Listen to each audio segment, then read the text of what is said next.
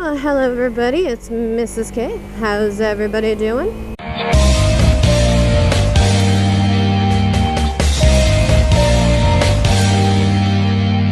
I'm finding construction apparently. Anyways, besides that,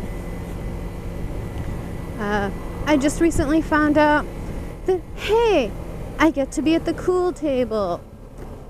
Now, I suppose all of you are asking, what do you mean, Mrs. K?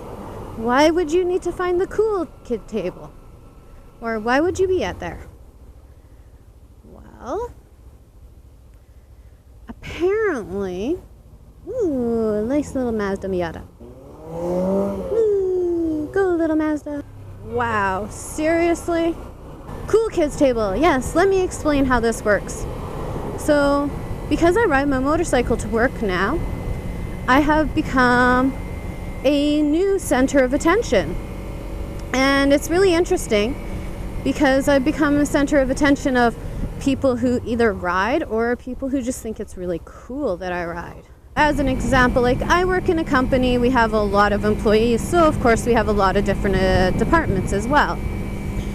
So one of these departments happens to be the maintenance department.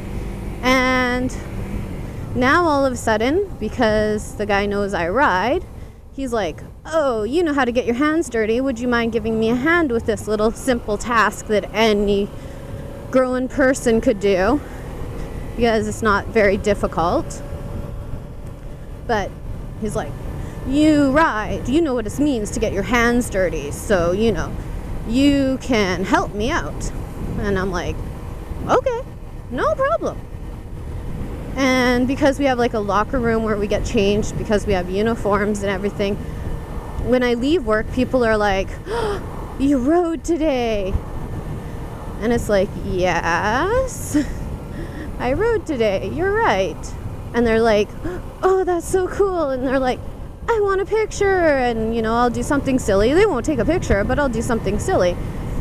But it's just funny to me, like, how many more people now are like, you're super cool because you ride a motorcycle and I want to talk to you and I want to know about your school. I want to know about how hard it is to ride a motorcycle. I want to know all the different little aspects about riding a motorcycle. And then I had another one that was a little bit funny of the guy was telling me, oh, you're up to 2,000 clicks now. That's so cool. Like, how long have you had the bike? And all of that interesting stuff like this is he's like asking me these questions.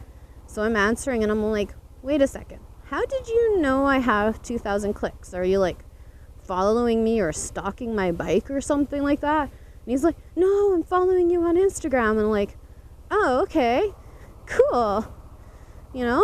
Thanks for following me. It's like, I didn't know anybody from my work was following me, but apparently you are. What? The green light queen at a red light? No! So now I actually get to say, I get to sit at the cool kids table and actually have like a purpose of saying that. And it's kind of funny because even during high school where, the whole cool table scenario actually is, I was never part of the cool kids group because I never wanted to be. But apparently, by having a motorcycle means that you are going to be part of it. So, especially as an adult. Who knew? I didn't. It's just an interesting revelation I thought I'd want to share with you guys for no reason except that I thought it was funny when it happened. That and all the looks you get when you're on the motorcycle from other cars and stuff like that. It's like, why are you staring at me?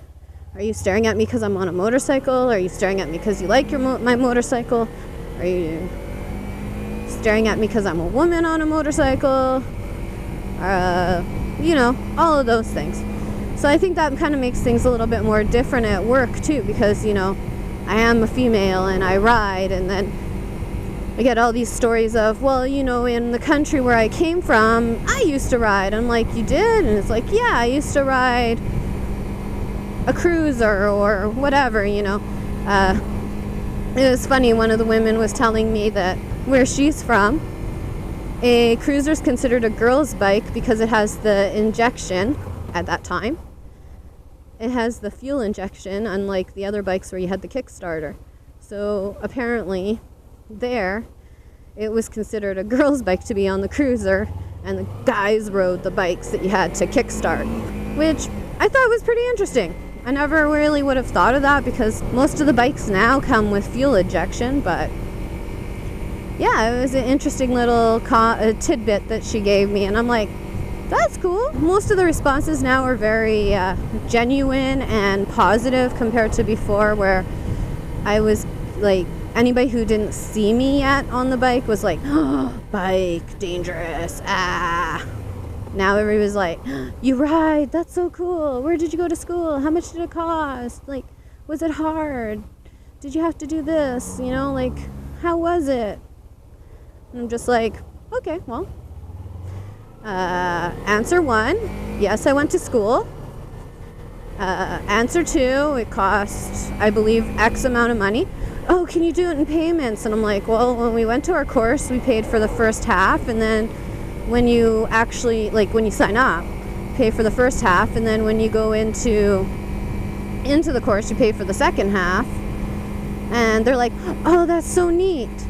And, you know, how much was the bike? And, oh, the bike's so cool. And yeah, you don't need more than that for the city. I mean, people are looking at it and like, oh, the name, I have to memorize the name. And I'm like, okay, I'm kind of feeling like you guys are stalking me now rather than just, you know, being like, that's cool, you ride.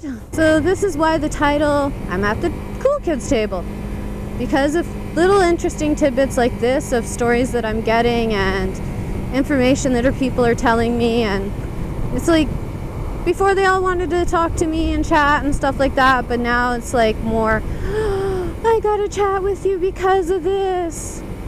Whereas before they were just chatting with me because. So anyways, that is all for now.